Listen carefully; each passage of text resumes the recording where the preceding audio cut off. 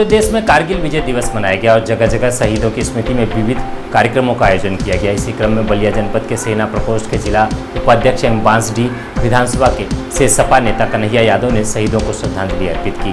कन्हैया यादव ने कहा कि जिस तरह से कारगिल युद्ध के दौरान शहीदों ने अपनी जान की आहुति देकर भारत माता की रक्षा की, उसे देश कभी नहीं भूलेगा। उन्होंने कहा कि सैकड़ों वीर जवानों की कुर्बानी की वजह से भारत ने युद्ध में विजय हासिल कर तिरंगा लहराया। हम उन सभी शहीद परिवारों के प्रति श्रद्धा सुमन अर्पित करते हैं। इसके साथ ही उन्होंने विद्यालय मर्जर नीति को लेकर सरकार पर जमकर निशाना साधा। कन्हैया यादव ने कहा, विद्यालयों को बंद करके सरकार बच्चों को परेशान कर रही है, जबकि शराब की दुकानें खोली जा रही हैं, जिसे प्रदेश की जनता कभी बर्दाश्त नहीं करेगी।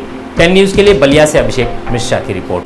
मैं सैनिक प्रकोष्ठ समाजवादी पार्टी जिला उपाध्यक्ष बलिया कन्हैया यादव। कन्हैया जी, आप कहाँ के रहने वाले हैं? मैं बांसडीह विधानसभा से बिलोंग करता हूँ, जो मेरा एक छोटा सा एक आदित्य मैरिज हॉल और रेस्टोरेंट चलाता हूँ, जिससे मैं बिलोंग करता हूँ बांसडीह विधानसभा। कन्हैया जी, आप सैनिक प्रकोष्ठ के जिला उपाध्यक्ष हैं। आज पूरा देश कारगिल विजय दिवस मना रहा है, सैनिकों के सम्मान में 2 शब्द आप क्या कहेंगे? मैं कारगिल विजय दिवस में जो शहीद मेरे बड़े भाई, मेरे सैनिक जज्बात सिपाहियों को, उन माताओं बहनों को, जिनके शहीद पुत्र, पति और बेटा और भाई जो शहीद हुए हैं, उनको मैं नम आंखों से विनम्र श्रद्धांजलि अर्पित करता हूँ। और साथ ही मैं उन माताओं बहनों के साथ अपना संवेदना व्यक्त करता हूँ। उनके साथ पूरे सैनिक परिवार, जो पूरे एक सैनिक प्रकोष्ठ के जितने सभी सदस्य हैं, उनके परिवारों के साथ खड़ा रहेगा। सैनिक प्रकोष्ठ जिला उपाध्यक्ष होने के साथ साथ आपका एक नेता है, समाजसेवी है। जिस तरह से वर्तमान सरकार द्वारा विद्यालयों को मर्डर किया जा रहा है, क्षेत्रीय जो छोटे छोटे बच्चे हैं, जो उनकी विद्यालय की दूरी काफ़ी बढ़ गई है, इसको लेकर आप सरकार से क्या कहेंगे? देखिए, मैं सरकार से यही मांग करूँगा, जो विद्यालय सरकारी स्कूल बंद हुआ, हम लोग सरकारी स्कूल से पढ़े लिखे हैं।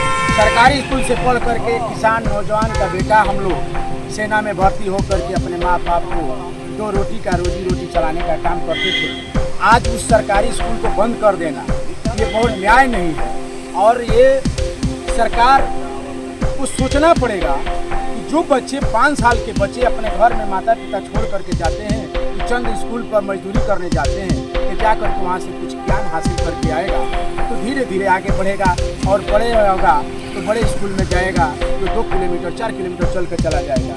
जो 5 साल के बच्चा 500 मीटर चल करके स्कूल से जा कर अपना बेसिक शिक्षा ग्रहण करता है, उस आप बेसिक शिक्षा ग्रहण करने वाले को आप स्कूल को बंद करके और उस जगह मधुशाला खोलने के प्लान कर लिए हैं कि हर गाँव में मधुशाला खोला जाएगा।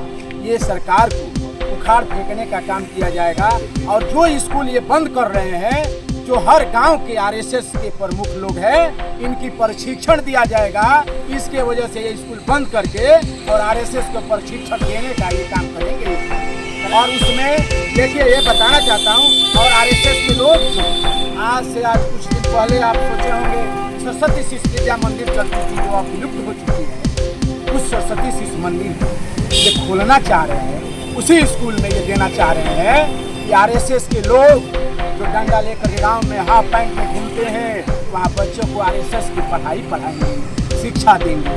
ये जोड़ने के काम, आरएसएस के जोड़ने का कार्य चल रहा है। कि आने वाला समय आपको मीडियम के माध्यम से बता देता हूँ कि इस पे सरकार ये आरएसएस के रणनीति पर काम कर रही है और यही चीज़ होने वाला है। प्रदेश सरकार तो सबका साथ सबका विकास की बात कर रही है, आप सरकार से आज कितनी नाराजगी क्यों है? नाराजगी इसलिए है कि हमारे बच्चे सरकारी स्कूल में पढ़ने जा रहे हैं, हमारे नौजवान के बच्चे, किसान के बेटे, मजदूर करने वाले बच्चे पढ़ने जा रहे हैं, तो नाराजगी नहीं होगी।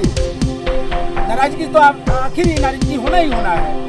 क्यों नहीं नाराजगी होगी? जो 100 मीटर पे स्कूल है, वो बच्चे जा करके छोटे छोटे बच्चे पढ़ करके बेसिक शिक्षा ग्रहण करते हैं, और वो 5 किलोमीटर दूर कैसे जाएंगे? अब बताइए कैसे जाएंगे? आप साधन देंगे, आप गांव तक साधन चलवाइए कि आपके बच्चे सरकारी स्कूल के लिए, जैसे प्राइवेट स्कूलों में बसें चलती है, वैसे आप बसें चलवा दीजिए वहाँ जाने के लिए। आप बांसडीह विधानसभा से आते हैं, बांसडीह विधानसभा में ऐसे कितने विद्यालय हैं जिसको सरकार ने मर्डर कर दिया है? बहुत विद्यालय हैं जो मर्ज हो चुके हैं, और इसकी गणना हमारे पास नहीं है। गणना जल्द आ जाएगी कि बांसडीह विधानसभा में भी कितने मर्ज हो चुके हैं।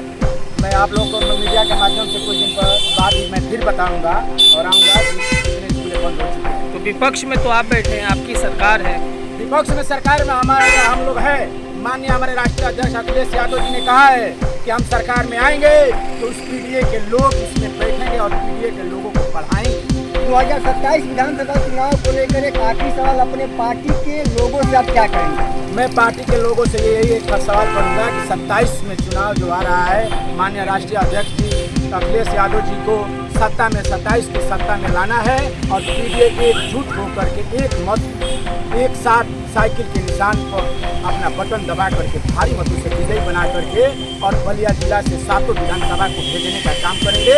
जैसे 3 लोकसभा हमने भेजने का काम किया तो 7 विधानसभा भेजने का काम करेंगे। बात करने के लिए बहुत बहुत धन्यवाद।